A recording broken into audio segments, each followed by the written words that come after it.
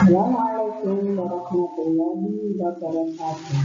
Pagi anak-anak, mari kita bersyukur kepada Allah Subhanahu wa Ta'ala yang telah melimpahkan rahmat serta hidayahnya kepada kita semua, sehingga kita dapat melakukan pembelajaran meskipun dari rumah dalam keadaan sehat walafiat. Mudah-mudahan dengan pembelajaran kali ini, ilmu yang kalian terima bisa bermanfaat di dunia wal akhirah. Amin. Pada pelajaran IPS kali ini, yaitu kita mulai dari bab 1 mengenai interaksi manusia dengan tempat dan lingkungannya. Kali ini kita membahas subpokok bahasa, yaitu ruang lingkup dan interaksi antar ruang. Setelah kalian mempelajari pada bab ini, diharapkan kalian bisa menjelaskan pengertian ruang dan menjelaskan interaksi antar ruang. Baiklah, kita mempelajari yaitu pengertian ruang. Ruang itu adalah tempat permukaan bumi, baik secara keseluruhan maupun hanya sebagian yang digunakan makhluk hidup untuk tinggal. Ruang tidak hanya sebatas ruang yang bersentuhan dengan permukaan bumi, tetapi juga lapisan atmosfer terbawah yang mempengaruhi permukaan bumi. Ruang juga mencakup perairan yang terdapat di permukaan bumi, yaitu contohnya laut, sungai, danau, ataupun yang ada di bawah permukaan bumi, yaitu air tanah sampai kedalaman tertentu. Ruang juga mencakup lapisan tanah dan batuan sampai pada lapisan tertentu yang menjadi sumber daya bagi kehidupan makhluk hidup. Berbagai organisme atau makhluk hidup juga merupakan bagian. Setiap ruang di permukaan bumi itu memiliki ciri khas tertentu yang berbeda, antara lain yaitu suatu wilayah dengan wilayah lain. Perbedaan karakteristik atau ciri-ciri ruang tersebut menyebabkan adanya interaksi antar satu ruang dengan ruang lainnya, termasuk komunikasi antar manusia yang tinggal di dalamnya. Contohnya yaitu wilayah pegunungan menghasilkan sayuran, sedangkan daerah pesisir menghasilkan. Selanjutnya, kita membahas mengenai pengertian interaksi antar ruang. Menurut Bintoro pada tahun 1987, beliau mengatakan bahwa interaksi antar ruang itu adalah merupakan suatu proses yang sifatnya timbal balik atau saling dan mempunyai pengaruh terhadap tingkah laku, baik melalui kontak langsung maupun tidak langsung. Interaksi melalui kontak langsung terjadi ketika seseorang datang ke tempat tujuan. Contohnya, kalau kita nanti tidak ada pandemi, kita bisa belajar langsung tatap muka, yaitu tempatnya di sekolah.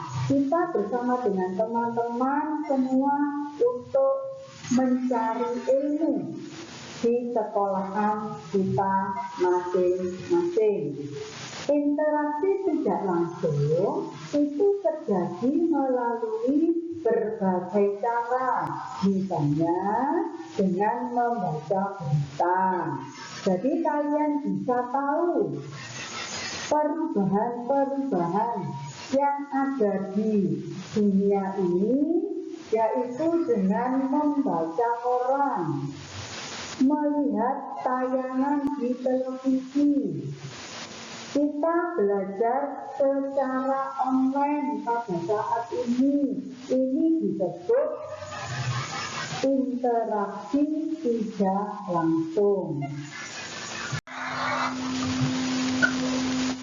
Syarat-syarat interaksi antarnya yaitu dibagi menjadi 3. Yang pertama adalah saling melengkapi atau komplementari.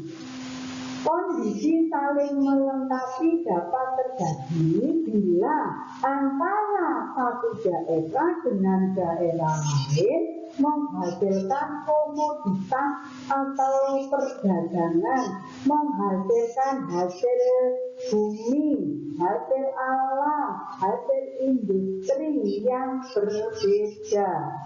Kamu lihat yang ada di bawah ini, yaitu contohnya wilayah A ini menghasilkan sayuran atau surplus sayuran. Sedangkan di daerah B ini menghasilkan ikan. Jadi antara daerah A dan daerah B ini hasil buminya tidak sama. Sehingga mereka ini saling melengkapi. Daerah A yang surplus sayuran membutuhkan dari wilayah B yang surplus ikan. Begitu juga sebaliknya. Ini disebut interaksi antar ruang saling melengkapi. Selanjutnya yang kedua yaitu kesempatan antar atau interzoning opportunity. Kesempatan antar maksudnya adalah penawaran alternatif di mana sebuah ruang menawarkan pilihan yang lebih baik dari ruang asal atau ruang tujuannya. Kamu perhatikan bagian yang ada di bawah ini ada 3 daerah, yaitu daerah A ini surplus ikan, sedangkan daerah B ini adalah surplus sayuran, dan daerah C adalah surplus sayuran. Yang titik-titik, garis titik-titik putus-putus ini adalah menandakan interaksinya lemah, sedangkan yang garisnya lurus tidak putus-putus ini adalah interaksinya kuat. Daerah A yang surplus ikan biasanya mereka mendatangkan atau berinteraksi dengan daerah B yang surplus sayuran. Karena ini jaraknya itu lebih jauh, sehingga biaya yang dibutuhkan juga banyak. Di sini sekarang ada daerah C yang sama-sama surplus sayuran, sehingga daerah A ini pindah ke daerah C yang jaraknya lebih dekat. Ini yang disebut dengan kesempatan antar. Yang ketiga adalah kemudahan transfer atau transferability. Yang dimaksud adalah pengangkutan barang atau orang memerlukan biaya. Biaya untuk terjadinya interaksi tersebut harus lebih rendah dibandingkan dengan keuntungan yang diperoleh. Jika biaya tersebut terlalu tinggi atau terlalu mahal dibandingkan dengan keuntungannya, maka interaksi antar ruang tidak akan terjadi atau tidak akan terlaksana. Kemudahan transfer dan biaya yang diperlukan itu juga sangat tergantung sekali pada ketersediaan infrastruktur yang menghubungkan daerah asal dan daerah tujuan.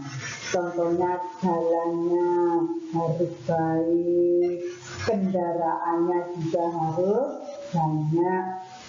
Jadi bisa memudahkan atau yang disebut dengan kemudahan transfer. Selanjutnya adalah bentuk-bentuk interaksi antar ruang. Yang pertama adalah mobilitas penduduk. Bentuk interaksi antar ruang dalam bentuk pergerakan dan perpindahan manusia dari satu ruang ke ruang lainnya.